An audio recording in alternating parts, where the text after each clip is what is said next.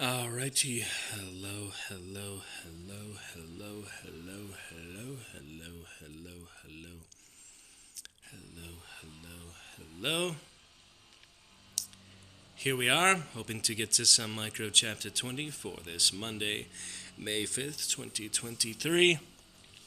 Did bring it along with me here to another venue, so pick up where we left off Saturday and have a good time of it. I'm thinking everything works good here. I was saying the last time I did this, I wasn't going to have not a way to test the broadcast again, so could go get a tablet to do that, but thinking it should be pretty fine.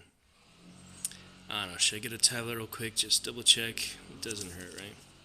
Alright, give me 1 sec, we'll get started on micro, and we'll be looking good. Hope you're having a good Monday so far. Give me just a moment.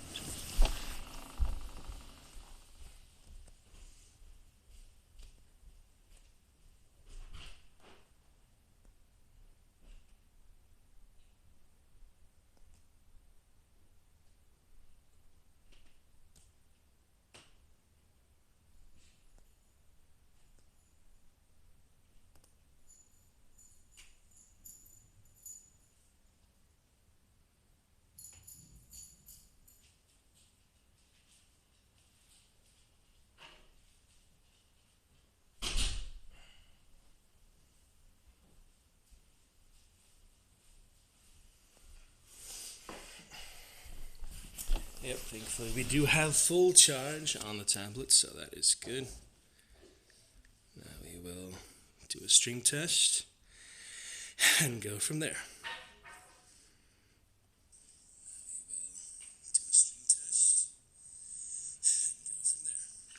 Looking good to me. Alright.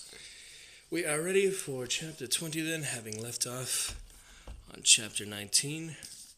Let's take a look at the recap. The last paragraph. The millipede wasn't going anywhere. It remained curled up, apparently frightened. Wearing his gear, Rick advanced and scooped some of the liquid into the jar until he collected about a cup of the stuff. "It's an oil. It's full of cyanide," he explained. He dumped the oil into the jar that held his curare goo and stirred the mess with a stick. "I scared the cyanide out of the poor bastard," he said, holding up the jar of curare which reeked of lethal chemicals.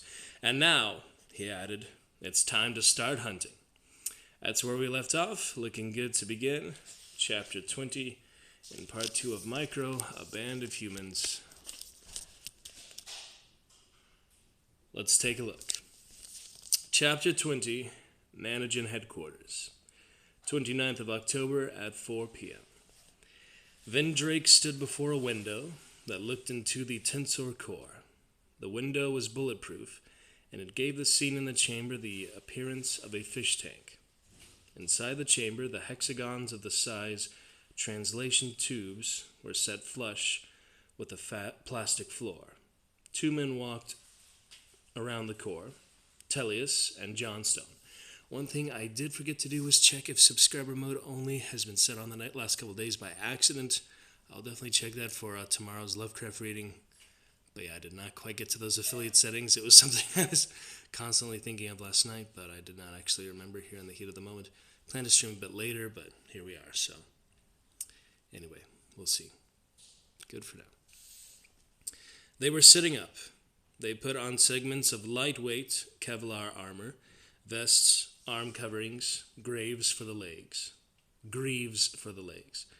The armor was tough enough to turn away the jaws of a soldier ant. Each man carried a 600 caliber express gas rifle. The gun was powered by a pressurized gas tank. It fired a heavy steel needle tipped with a broad spectrum supertoxin. Long range, total stopping power. The supertoxin was equally effective on insects, birds, and mammals. The gun had been designed especially for the protection of humans in the micro world.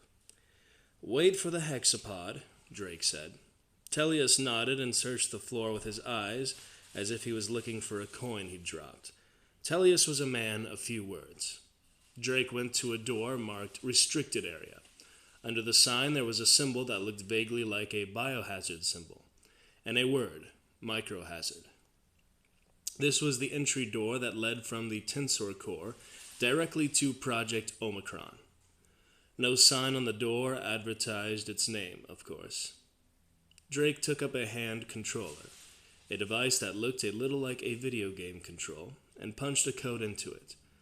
This disarmed the bots inside the Omicron zone, and he entered a cluster of small, windowless labs with its own special access to the Tensor Core. Nobody was permitted inside Omicron except for a handful of top Nanogen engineers. In fact, few of the Nanogen employees were even supposed to know of the existence of Omicron. Inside the rooms, several lab benches stood about, and on the benches sat a series of objects draped in black cloth shrouds. The shrouds concealed the objects. Whatever they were secret. Even people permitted to enter the Omicron zone were not allowed to look at them. Drake took a shroud off one of the objects. It was a robot with 6 legs, and it vaguely resembled a Mars robot lander or possibly a metal insect. It was not very big, about a foot across. Drake carried the 6-legged robot back into the Tensor Core and handed it to Johnstone. Your transportation. It's got a full charge. Quad micro lithiums. We're good, Johnstone mumbled. He was chewing something. God damn it, Drake barked. What's in your mouth? Energy bar, sir. You get so hungry. You know the rule. No eating in the core. You could contaminate the generator. Sorry, sir. It's okay, just swallow it. Drake clapped the man on the shoulder in a friendly way. A little bit of mercy goes a long way with people who work for you. Tellius placed the 6-legged device into Hexagon 3. The 2 men stood in Hexagons 2 and 1. Drake went into the control room. He would operate the generator himself. He had cleared all employees out of the core. Nobody could see him shrinking these men and this equipment. That would be a loose detail. He programmed Hexagon 3 to shrink the walkers somewhat less than the humans would be shrunk. Just as he had locked down and started to initiate the sequence, Don McKeel came into the control room behind him. Drake and McKeel watched together as the generator hummed and the power structures under the floor ramped up, and the hexagons descended. After the men had been shrunk, Drake placed the microhumans in a transport box, and he put the hexapod in another box. He handed the boxes to Don McKeel. Let's just hope the rescue succeeds. Let's hope, McKeel replied. It was dangerous enough that Peter and the rest knew he had murdered Eric. But Drake also worried that Eric might have shared with his brother a very sensitive fact about Drake's activities that could not be made public, and that Peter might have passed it on to the other students. This particular fact, if it were known, could destroy Nanogen's business. It was just business. Nothing personal, only logic. Just what had to be done in order to keep the business moving. Had Don McKeel figured anything out? Drake couldn't be sure quite what the security man thought or knew. Drake gave his security chief a sharp, sidelong glance. How many ground floor shares do you own?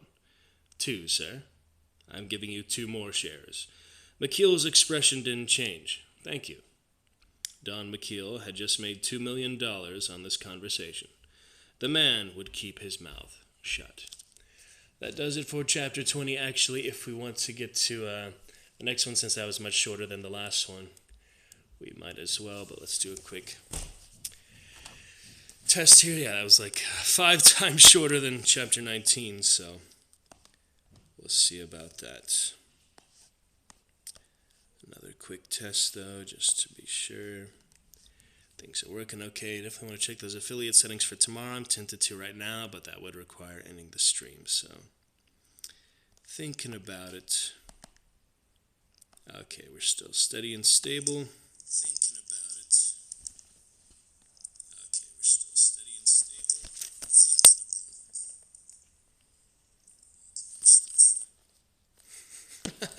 All right, good to go.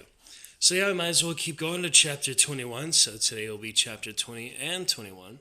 So a double chapter for micro today. Looking good. And let's see what is next. Just a quick Drake chapter, and the next will probably be the students.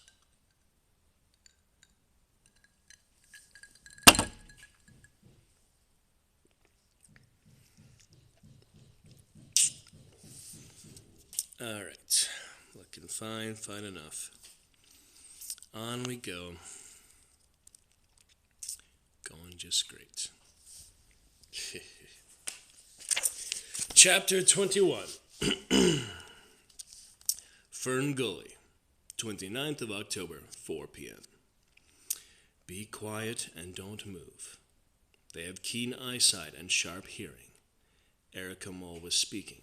She was looking up into the branches of a mamaki plant, which extended some distance over their heads, unfolding large, lobed leaves. Clinging to a leaf was an enormous creature, a winged insect. The animal shone with brilliant greens, and its body was enclosed by a pair of lacy green wings that looked like leaves. The animal had long antennae, bulging eyes, jointed legs, and a bloated abdomen, visibly packed with fat. They could hear a faint hiss sound as it breathed, the air flowing in and out of a line of holes in its flanks. It was a katydid. Rick took one of the blowgun tubes he had made and balanced it on his shoulder. He fitted a dart into the tube. The steel tip had a glob of stinking poison smeared on it, wafting a smell of bitter almonds and nastiness. Rick's cuirass, a wisp of mattress stuffing, which Rick had taken from Station Echo, was fastened to the butt of the dart. Rick knelt and brought the tube to his lips, being exceedingly careful not to get any cuirass in his mouth. The cyanide made his eyes water and his throat felt tight. "Where's the heart?" he whispered to Erica Mole, who crouched beside him. She would direct his shot, for she knew insect anatomy best. "The heart, it's posterior dorsal to the metathorax," Erica said. Rick grimaced at Erica. "Huh?" Erica smiled, just under the top of the animal's back. Rick shook his head. "Can't make the shot. The wings are covering the area." He aimed the tube this way and that, and finally decided on a gut shot. He took aim at the animal's lower abdomen, took a deep breath, and fired. The dart sank deep into the katydid. The creature gasped and shivered its wings. For a moment they thought it would take off and fly, but it didn't. The animal let out a deafening shriek, an ear-splitting cry. Was it a cry of alarm, of pain? Its breathing sped up, and it sagged, and slipped and dangled from the edge of the leaf. Amar cringed. Watching this, he had never realized how the suffering of an insect could affect him. Rick's cuirass was very powerful. They waited. The katydid now dangled upside down. Its breathing slowed, the hiss, dragging out and sounding raspy. Then its breathing stopped. Shortly afterward, the katydid fell to the ground. "Nice work, Rick." "Rick the Hunter." At first, the dead katydid didn't seem appealing to anyone except Erica Mole. "I ate some termites once in Tanzania. They were quite delicious," Erica said. "People in Africa consider insects a delicacy." Danny Minot sat down on a twig, feeling sick. He felt like he might heaved just looking at the dead bug. "Maybe we'll find a burger joint around here," he said, trying to make a joke. "Insect meat is not as bad as hamburger," Amar Singh said. "Mashed muscle, blood, and connective tissue of a bovine mammal really grosses me out. I will not eat a cow, but a katydid, well, maybe." As they stared at the dead animal, their hunger grew sharper and more insistent. Their small bodies had been burning energy at a high rate. They simply had to eat. Had to. Their hunger overcame their squeamishness.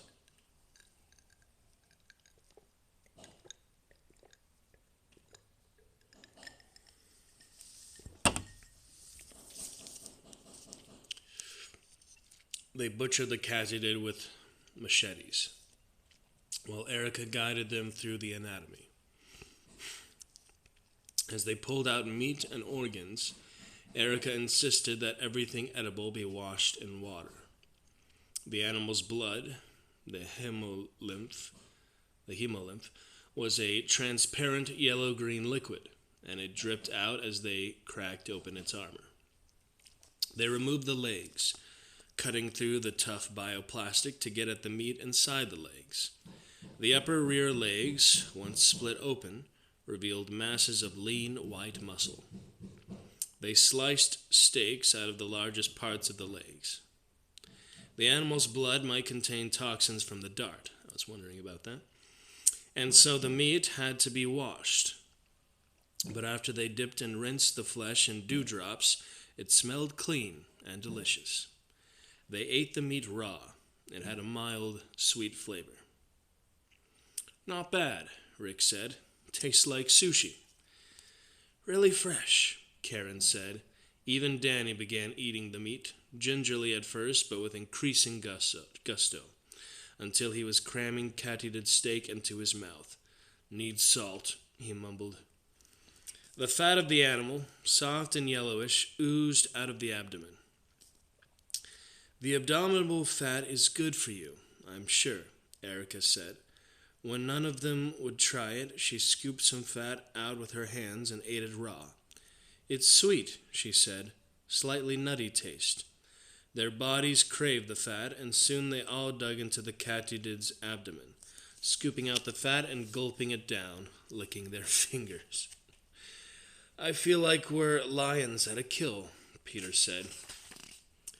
The katydid yielded far more meat than they could possibly eat.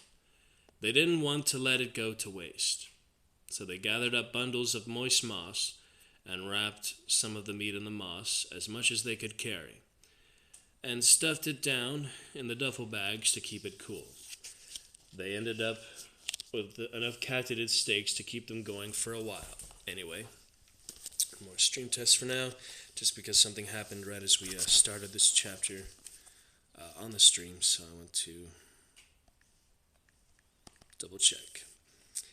With a 3, 2, 1 and a 1, 2, 3. Double check. With a 3, 2, 1 and a 1, 2, 3. Good to go. Yeah, it's going fine. Steady and stable on this great Wi-Fi where we did have our 720p 1000 stream session. And speaking of session, this painting is called The Last Session, so nice to have that in the background for the first time on stream, isn't it? Pretty nice. And the puppy, Nelly. Puppy's here too. Funny baby dog. And the Khajiit, recent follower, also pretty funny. Okay, feeling much better. They consulted the hand-drawn map. Peter had been carrying the map and had been guiding them with the compass. He pointed to features. "We're right here, I think," he said, noting a cluster of tree ferns that appeared on the map. "We're pretty close to Station Bravo. We might make Bravo by nightfall." He looked around and up at the sky. The light was going. It was late afternoon. Let's just hope the station is intact. Peter sighted the compass on the distant trunk of a palm tree, and they headed out, carrying the duffel bags and stopping once in a while to smell and listen for ants. Whenever they ran into an ant, they knew there would be more. As long as they moved quickly away, the ants wouldn't get too excited. The big danger was a nest entrance. As the sun began to set, shadows deepened on the forest floor, and Peter, who was leading, became more cautious about ants and more worried about stumbling into an ant nest. But so far, so good. "Stop," Peter said. He examined a mark on the stem of an Elihia plant growing up from the ground, like a miniature tree. The stem had been cut with the 3 V-shaped notches, and above them was splashed an X made of orange paint. It was ablaze. They had come to a trail. Peter advanced and found another orange X sprayed on a pebble. The trail proceeded onward, a faint disturbance of the soil marked with blazes at points along the way. Minutes later, he stopped at the edge of a large, ragged hole in the ground. The soil around it had been dug up and turned over. Around the hole, giant footprints were impressed in the ground. The footprints had filled with water, like swimming pools. Peter consulted the map. "We're at Station Bravo," he said, "but there's no station." The footprints told a story. Somebody had dug the station out of the ground and taken it away. "We have to assume the worst," Karen King said, taking off her backpack and sitting down by the hole. She wiped her brow. "This is Vin Drake's work. It means he knows or suspects we're still alive. He's taken away our means of survival." "So Drake could be hunting for us," Peter said. "But how would he find us?" Rick wondered. It was a good question. Their bodies, less than an inch tall, would not be easily noticed by a normal-sized person. "Radio silence is essential now," Peter said. The disappearance of Station Bravo meant that they had no place to hide during the hours of darkness. The sun was setting, and night was coming on fast, as it does in the tropics. Erica was becoming increasingly alarmed as she watched the sun go down. "Just to point out," she said to the others, "the vast majority of insects come out at night, not during the day, and many of them are predators."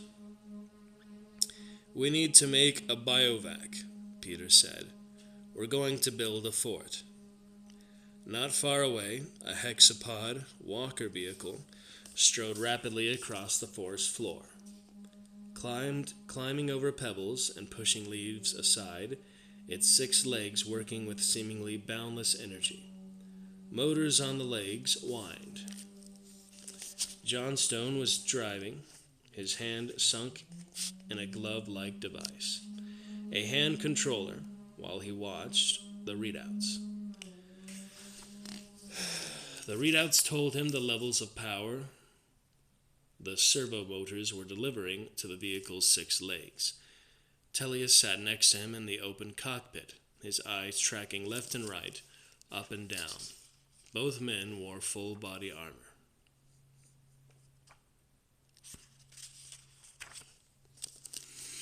The walker was powered by a nano-laminate micro-lithium power pack. It had a long range and plenty of power. Regular vehicles didn't work well in the micro world. They got stuck. The wheels spun uselessly. Wheeled vehicles couldn't climb over obstacles either. Instead, the Nanogen engineers had copied the design of an insect. The design worked extremely well. The walker arrived at a hole in the ground. "Stop," Tellius said. Johnstone brought the vehicle to a halt and stared into the hole. "That's Echo." "Was," Tellius corrected him. Both men leaped out of the vehicle in soaring jumps, their armor clattering. They landed on their feet. They had a lot of practice at physical movement in the micro world. They knew how to use their strength. They began circling around the hole, examining moss, crumbs of dirt. The rain earlier in the day had obliterated most traces of the students' passage across the surface, but Johnstone knew that clues remained. He could track anybody anywhere. A growth of moss on a rock attracted his attention. He went up to it and studied it. The moss stood waist high. He touched a narrow stalk that came up out of the moss. It was a spore stalk with a broken spore capsule at the end of it. The stalk was bent on a right angle, broken, and spores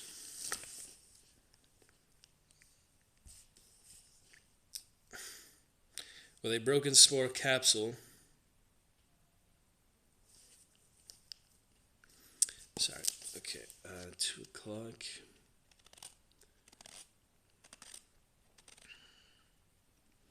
It was a spore stalk with a broken spore capsule at the end of it. The stalk was bent at a right angle, broken, and spores had spilled out, some of them clinging to the moss. In the sticky fluff of wet spore granules, Tellius found the imprint of a human hand. Somebody had grabbed the spore stalk, broken it, spilled the pollen, then put their hand in it. Farther on, Tellius found a confused set of human footprints clambering over a lump of dirt, in a spot under a spreading leaf that had protected the ground underneath from rain splashes. Johnstone knelt and examined the footprints. "There's 5 of them. No, 6, walking in a line." He looked off, heading southeast. "What's southeast?" Tellius said. "Parking lot." Johnstone narrowed his eyes and smiled. Tellius looked at him quizzically. Johnstone picked a mite off his shoulder plate, crushed it, flicked it away. "Fucking mites. Now we know their plan." "What plan?" "They're looking for a ride back to Nanogen." He was right, obviously. Tellius nodded and began walking swiftly ahead, following clues. Johnstone jumped back into the hexapod and began driving it, following Tellius as he moved swiftly ahead of the walker, often leaping over things, traveling at a pace somewhere between a dog trot and a flat-out run. Occasionally, Tellius stopped to examine tracks in the soft soil. The targets hadn't made any effort to cover their tracks. They didn't suspect they were being followed, but it was starting to get dark. Tellius and Johnstone knew enough about the micro world to know they needed to go to ground for the night. You did not move after dark, not ever. They stopped the hexapod. Johnstone ran an electric shock cable in a circle around the vehicle, stacking the cable into the ground chest high, while Tellius dug a foxhole directly underneath the vehicle. They energized the power cable from the capacitor. It would deliver a shock to any animal that touched it, and they hunkered down into the foxhole, sitting back to back, holding their 600 Express propped at their sides, loaded and ready for action.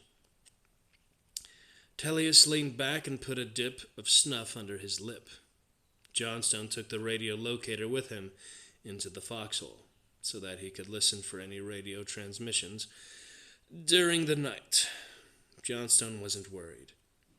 This was his 10th trip into the micro world, and he knew what he was doing. He turned on the locator and watched the screen, looking for signs of any radio transmissions in the 70 gigahertz band, the frequency used by the Nanogen headsets. He saw no sign of radio chatter. "They might not even have radios," he said to Tellius. Tellius grunted in response and spat a jet of tobacco. They ate packaged meals. They got up to urinate separately, one man going off a few paces while the other man kept his partner covered with a gas rifle, just in case something tried to attack through the electrified wire. Some of those bastards out there could smell you when you took a piss. Afterward, they traded watches, one man dozing while the other stayed on lookout. The lookout wore infrared goggles, his eyes just above the level of the ground. Johnstone couldn't get over how damn lively this world was at night. In his IR goggles, he saw constant, ceaseless movements of small creatures going about their damn business. Bugs, a million bugs, crawling everywhere. He didn't even know what they were. Seen one bug, you've seen them all, as long as they weren't some kind of predator. He watched for the warm shape of a mouse. He wanted to shoot some big game tonight. Dropping a mouse with a 600 Express was as good as shooting a Cape buffalo, which he'd done a few times in Africa. "I'd like to blow away a mouse," Johnstone said. "That would be fun," Tellius grunted. I just don't want to meet a fucking Skolo," Johnstone added. That'll do it for chapter 21. We are looking good for now. I'm going to see what I can do, maybe get to work on some car washing or trench digging, get some other work, so can afford Diablo 4 later this week. If that looks good, to pick that up here soon, we shall see. But looking pretty good for now. Hope you enjoyed Micro Chapter 20, 21. Until tomorrow, guys, terrific Tuesday Lovecraft Tales await. See you then.